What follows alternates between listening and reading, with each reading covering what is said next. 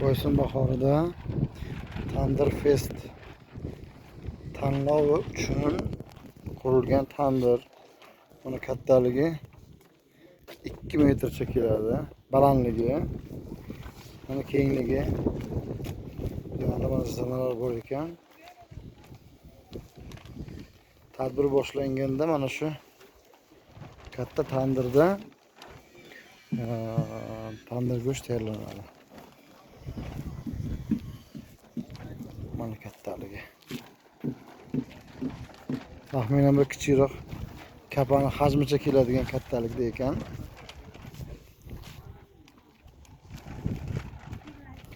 Mana yonida Damas turibdi. Damasni bo'yidan ham baland.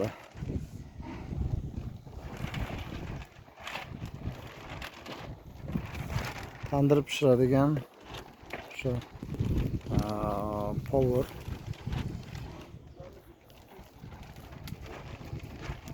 ustini yopib qo'yibdi.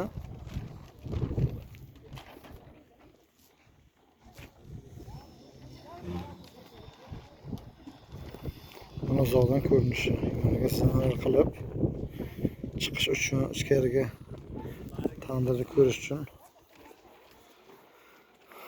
joy qilgan.